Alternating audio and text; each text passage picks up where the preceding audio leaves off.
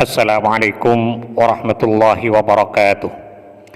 Bismillahirrahmanirrahim. Alhamdulillahirabbil alamin.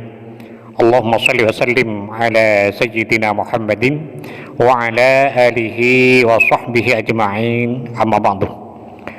Sahabat Gema Nusantara dimanapun saja Anda semua berada, senang sekali rasanya pada kesempatan yang sangat bahagia ini saya kembali bisa menyapa Anda dalam suasana penuh bahagia serta dalam kondisi sehat walafiat.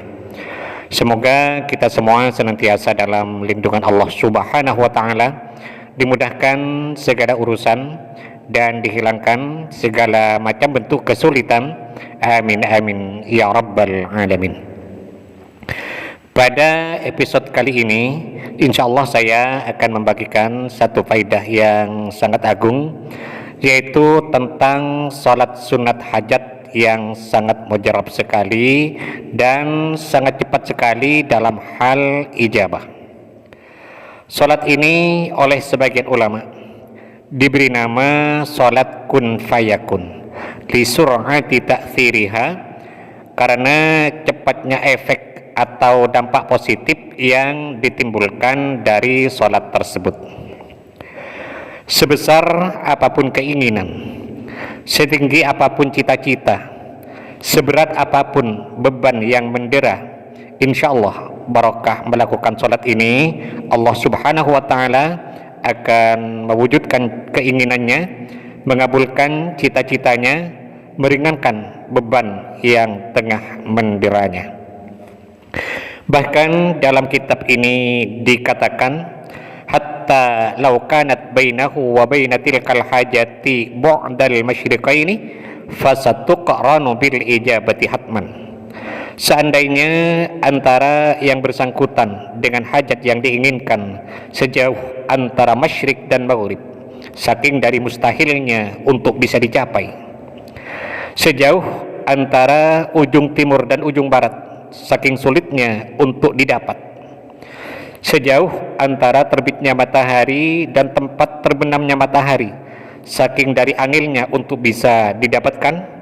Namun atas izin serta pertolongan dari Allah Subhanahu wa ta'ala, barokah sholat tersebut, semua kemustahilan itu akan sirna, segala kesulitan akan lenyap, dan semua keanilan akan hilang.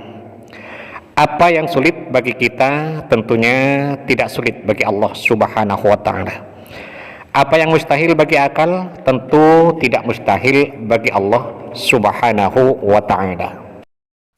Dalam menyampaikan penjelasan berikut ini, saya mengutip keterangan dari sebuah kitab, yaitu Mujarrabatus Shalihin fi Kashfi Kurabil Makrubin, di mana kitab ini disusun oleh Syekh Muhammad Adil Aziz Al-Kayyali rahimahullah. Semoga kita semua senantiasa mendapatkan barokah dari beliau, dan semoga para sahabat yang mengamalkan amalan ini senantiasa dalam lindungan Allah Subhanahu wa ta'ala, dimurahkan rezekinya, dilunaskan semua hutang-hutangnya, dimudahkan urusannya, dan dikabulkan segala hajatnya. Amin amin ya mujibas sa'ilin. Di mana dalam kitab tersebut diterangkan, Bismillahirrahmanirrahim. Qala al-muallif rahimahullahu ta'ala wa nafa'ana bihi wa bi'ulumihi fid dharaini amin. Salatu kun fayakun liqada'il hawaij. Pada pasal ke-119 ini akan menerangkan tentang sholat kun fayakun untuk menggapai berbagai macam hajat. Nah, sekarang apa sholat kun fayakun itu? Wahiyya minas sholawatil lati jarrabahal kathiru min akabiriddin. Sholat kun fayakun ini termasuk salah satu dari beberapa sholat yang telah ditajrib, telah dicoba dan dibuktikan keampuhannya oleh sebagian besar para pemuka agama atau tokoh agama, dalam hal ini para ulama. Artinya telah banyak para ulama yang melakukan sholat ini.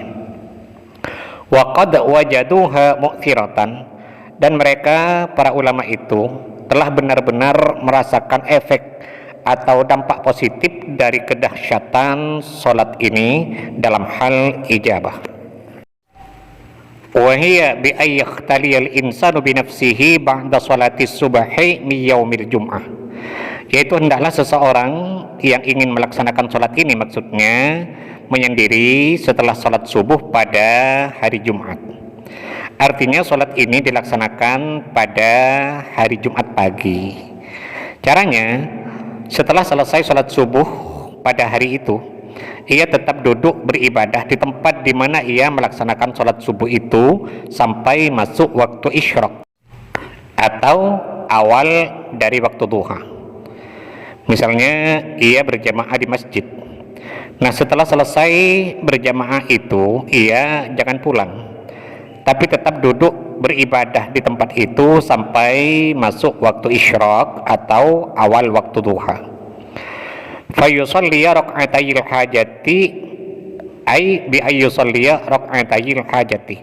Lalu hendaklah ia melaksanakan salat sunat hajat 2 rakaat. Usalli sunnatal hajati rak'ataini lillahi ta'ala. Nah, dalam salat itu yang dibaca setelah selesai surat Al-Fatihah adalah surat Al-An'am secara utuh. Cuma ada batasan-batasannya, yaitu yaqra'u ba'dal hamdi fir rak'atil ula min awwali suratil An'am hatta wa kuntum an ayatihi tastakbirun. Pada rakaat pertama setelah selesai membaca surat Al-Fatihah, membaca surat Al-An'am dari ayat 1 sampai ayat 93, yaitu sampai pada bacaan wa kuntum an ayatihi tastakbirun. Jadi surat Al-An'am itu kan jumlah ayatnya sebanyak 165 ayat. Pada rakaat pertama membaca dari ayat 1 sampai ayat ke-93 sampai pada bacaan wa kuntum an ayatihi tastakbirun. Contohnya, setelah membaca surat Al-Fatihah pada rakaat pertama langsung membaca Bismillahirrahmanirrahim. Alhamdulillahilladzi khalaqas samawati wal arda wa ja'alal dhulumati wan nur. Thumma alladhina kafaru bi rabbihim ya'dilun. Huwallazi khalaqakum min tinin thumma qada ajala wa ajalum musamman 'indahu thumma antum tamtarun. Terus dibaca sampai ayat ke-93. Al-yawma tujzauna 'adzabal huni bima kuntum taquluna 'alallahi ghairal haqqi wa kuntum an ayatihi tastakbirun. Nah, itu dibaca pada rakaat pertama setelah selesai membaca surat Al-Fatihah. Wa fi raka'ati tsaniyati ba'dal hamdi yaqra'u minal ayati wa laqad ji'tumuna furada ila akhir surah. Pada rakaat kedua setelah selesai membaca surat Al-Fatihah membaca surat Al-An'am dari ayat 94 sampai selesai, yaitu dimulai dari ayat wa laqad ji'tumuna furada. Wa laqad ji'tumuna furada kama khalaqnakum awwala marratin wa taraktum ma khawwalnakum wara'a dhuhurikum. وَمَا نَرَى مَعَكُمْ شُفَعَاءَكُمُ الَّذِينَ زَعَمْتُمْ أَنَّهُمْ فِيكُمْ شُرَكَاءُ لَقَدْ تَقَطَّعَ بَيْنَكُمْ وَضَلَّ عَنكُمْ مَا كُنْتُمْ تَزْعُمُونَ. Itu dibaca sampai di akhir surat. Tsumma yaqnutu, kemudian ia membaca doa kunut. Yani pada rakaat kedua setelah i'tidal, setelah membaca sami'allahu liman hamidah rabbana lakal hamdu mil'us samawati wa mil'ul ardi wa mil'u ma syi'ta min syai'im ba'du, langsung kita membaca doa kunut Allahumma hdini fi man hadait wa afini fi man afait, dan seterusnya.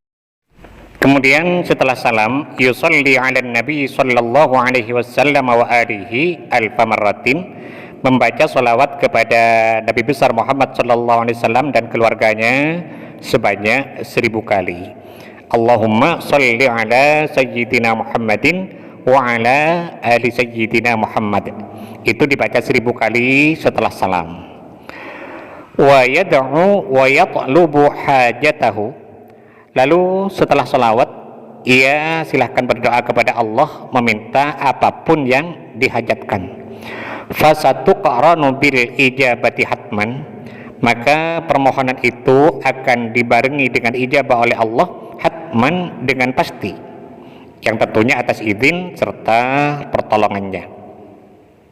Hatta law kanat bainahu wa baina tilkal hajati bu'dal masyriqain, bahkan seandainya jarak antara yang bersangkutan dengan hajat yang diinginkan sejauh antara ujung barat dan ujung timur, sejauh antara tempat terbitnya matahari dengan tempat terbenamnya matahari, maka hajat itu akan bisa digapainya, akan bisa diperolehnya atas izin serta pertolongan dari Allah Subhanahu wa taala, barakah melaksanakan sholat tersebut.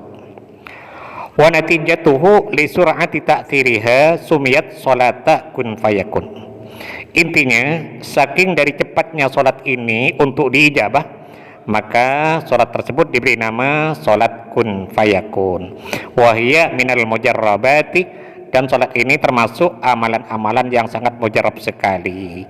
Waqad juribat katsiran, dan telah banyak dibuktikan keampuhannya. Artinya telah banyak orang-orang yang mentajribnya, mencoba dan membuktikan hasilnya. Nah, sekarang masalahnya, bagaimana jika yang bersangkutan tidak hafal dengan surat Al-An'am tadi? Maka dalam kitab ini diterangkan, wa illam yakunil musalli hafizan lis-surati falyaqra'ha minal Qur'anil Karim. Jika yang bersangkutan tidak hafal dengan surat Al-An'am tadi, maka hendaklah ia membaca dari Al-Quranul Karim. Artinya membaca dengan cara sambil memegang Al-Quran. Tapi ini harus hati-hati, harus pelan-pelan gerakannya. Jangan sampai ada gerakan-gerakan 3 kali secara berturut-turut. Intinya yang bersangkutan harus paham betul tentang mubtilatus shalah, tentang hal-hal yang membatalkan sholat. Bagi sahabat yang mungkin merasa kurang jelas dengan penjelasan yang saya sampaikan ini, maka kesimpulannya atau tata cara dalam mengamalkannya semuanya saya tulis di kolom deskripsi. Kita mohon kepada Allah Subhanahu wa taala, mudah-mudahan Allah senantiasa berkenan untuk membimbing kita, menuntun dan mengarahkan kita menuju jalan hidayahnya, sehingga kita semua menjadi orang-orang yang selamat fid dini wad dunya wal akhirah. Amin amin ya rabbal alamin. Sahabat Gema Nusantara, mungkin ini yang bisa saya sampaikan pada pertemuan kita kali ini. Mudah-mudahan ada manfaatnya dan semoga bisa menjadi amal jariah bagi saya. Amin amin ya mujibas sailin. Dan bagi sahabat yang berkenan untuk mendukung channel ini, sangat baik sekali bagi sahabat untuk menekan tombol subscribe dan loncengnya, agar para sahabat tidak ketinggalan setiap update terbaru dari video yang ada di channel ini. Sekian, terima kasih. Wallahul muwaffiq ila aqwamit thariq. Wassalamualaikum warahmatullahi wabarakatuh.